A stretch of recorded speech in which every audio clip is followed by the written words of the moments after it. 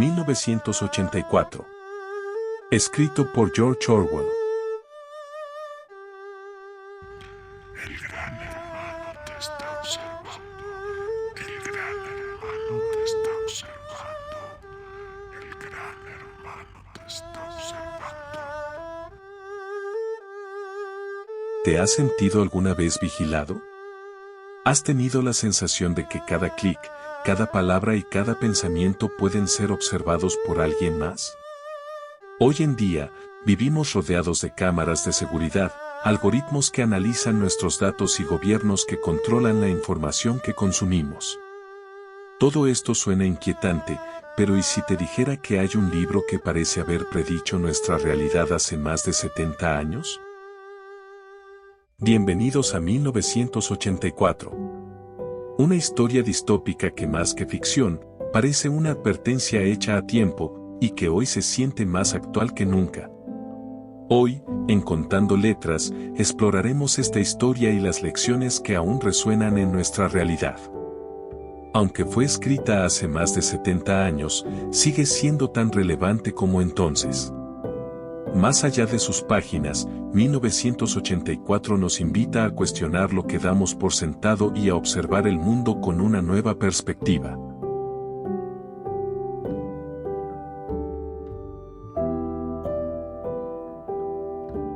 George Orwell publicó 1984 en 1949, justo después de la Segunda Guerra Mundial, inspirado por los regímenes totalitarios que había presenciado. La idea central de la obra surge de su inquietud por la manipulación de la información y la anulación del pensamiento crítico, temiendo un futuro con tecnologías cada vez más perfeccionadas, que sirviera al control absoluto del Estado. Su imaginación, basada en la realidad de la época, terminó dando forma a uno de los universos distópicos más influyentes de la literatura. La historia de 1984 nos transporta a Oceanía. Un estado totalitario gobernado por el partido y su líder supremo, el Gran Hermano. En este sistema, cada aspecto de la vida de los ciudadanos está sujeto a vigilancia constante. No existen secretos, no existen memorias inalterables, y la verdad se redefine según las necesidades del partido.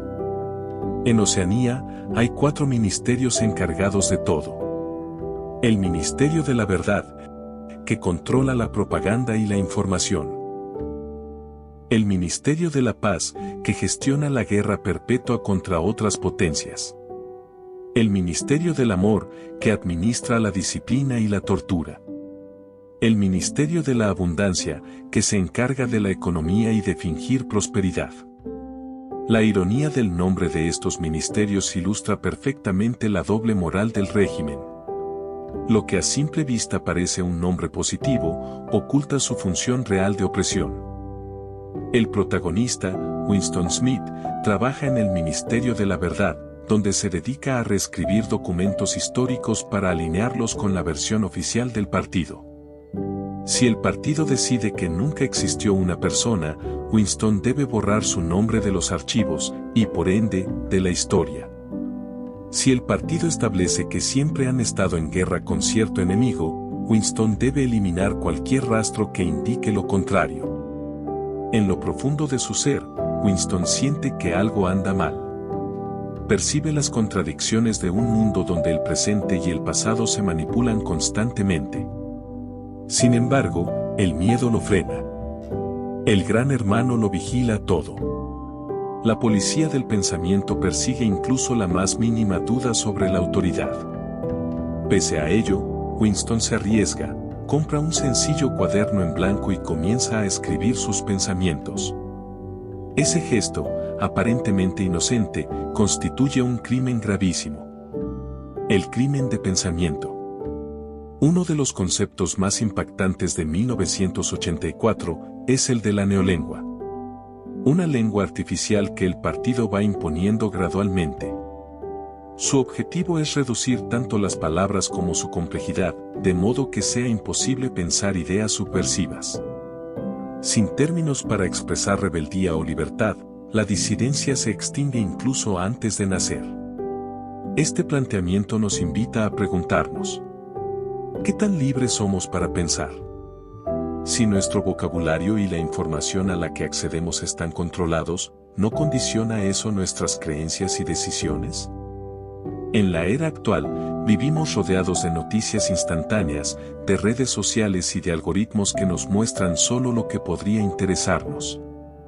¿No es eso una forma de manipulación? A pesar del miedo que siente, Winston se aferra a un rayo de esperanza cuando conoce a Julia, otra empleada del partido, que como él, alberga un profundo resentimiento hacia el régimen. Juntos, inician una relación clandestina. No se trata solamente de romance, su unión representa un acto de desafío. En Oceanía, todo está fiscalizado. El amor auténtico se considera una amenaza porque crea un lazo más fuerte que el que un ciudadano debería sentir hacia el gran hermano. El partido quiere que la única pasión de las personas sea la lealtad al Estado. Por eso, un romance libre de directrices es en esencia un acto revolucionario. Winston y Julia creen que hay otros como ellos, descontentos con la vigilancia constante. Un supuesto aliado, O'Brien, se presenta como miembro de una resistencia subterránea. Les hace creer que hay un movimiento organizado dispuesto a derrocar al gran hermano y restaurar la libertad. Lo que Winston y Julia no saben es que O'Brien es en realidad un agente leal al partido. Su misión es descubrir a los disidentes y atraparlos cuando estén más vulnerables.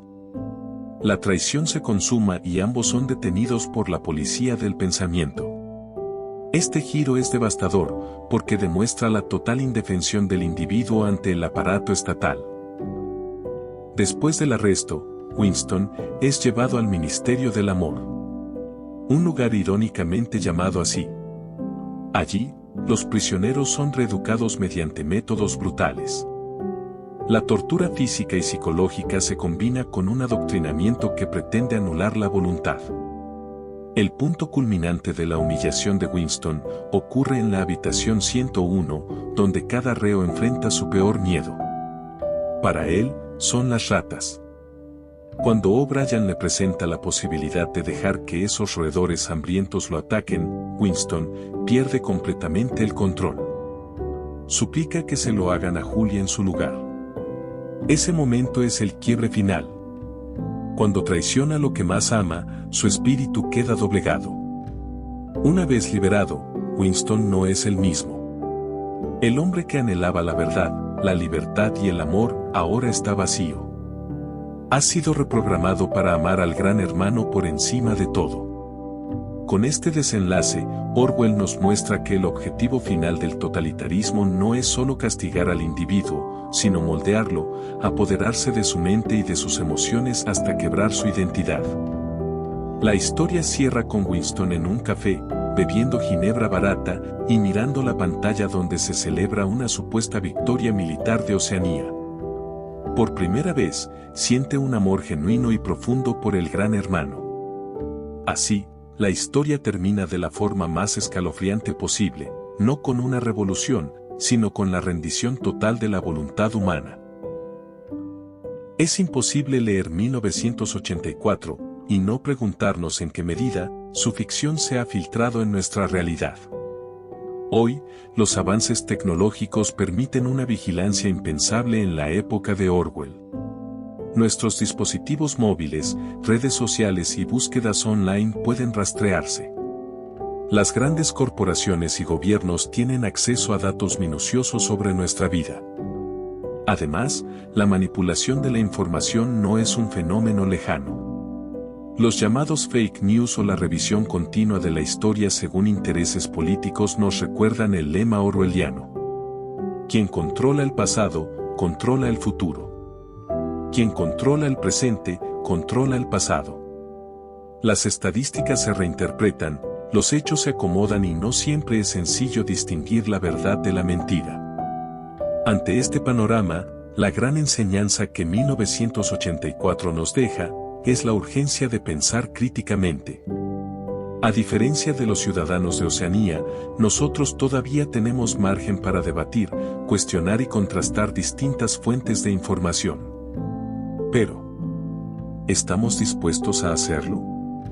La sociedad moderna nos ofrece infinitas distracciones y muchas veces preferimos la comodidad de la ignorancia a la responsabilidad de la conciencia. Sin embargo, cada vez que aceptamos una noticia sin verificarla o replicamos un rumor sin fundamento, estamos allanando el camino a la desinformación masiva. 1984 nos recuerda que la libertad no se pierde de un día para otro, sino gota a gota, a fuerza de indiferencia. Otro aspecto crucial es la necesidad de proteger nuestra privacidad. En la historia, las telepantallas instaladas en cada hogar vigilan constantemente a los ciudadanos. Hoy, llevamos sensores en nuestros bolsillos y en nuestras salas de estar, sin reflexionar demasiado sobre quién recibe esos datos o con qué propósito. Al mismo tiempo, la historia de Winston y Julia pone sobre la mesa la importancia de la libertad de amar y de mantener relaciones genuinas que no estén dictadas por un poder central. Si un gobierno, una corporación o un sistema decide con quién podemos vincularnos, y cómo, habremos dado un paso más hacia el mundo que Orwell temía. En Contando Letras, no nos limitamos a contar historias, sino que extraemos reflexiones para el presente. Y la reflexión que 1984 nos plantea es ineludible. ¿Qué es lo más importante que debemos proteger? ¿Nuestra libertad de pensamiento, nuestra privacidad, nuestra capacidad de amar o nuestra dignidad como personas? Podríamos responder que todas. Porque cuando uno de estos pilares se debilita, los demás también corren peligro. En un mundo donde la información se manipula, la vigilancia es constante y la verdad se vuelve relativa, la única forma de resistir es ser conscientes, dudar, preguntar y no conformarnos con la primera versión de los hechos. Y ahora me gustaría escuchar tu voz. ¿Crees que nuestra sociedad se asemeja en algo a la de 1984? Déjame saber tu opinión en los comentarios. Este es un espacio para el diálogo y el intercambio respetuoso de ideas. Recuerda suscribirte y activar la campanita para así poder seguir explorando historias que nos dejan enseñanzas profundas. 1984 nos advierte de un futuro escalofriante que si no tenemos cuidado, podría convertirse en nuestro presente. Sin embargo, el poder de esta historia radica en que nos invita a ser críticos y a aferrarnos a la humanidad que late en nuestros corazones.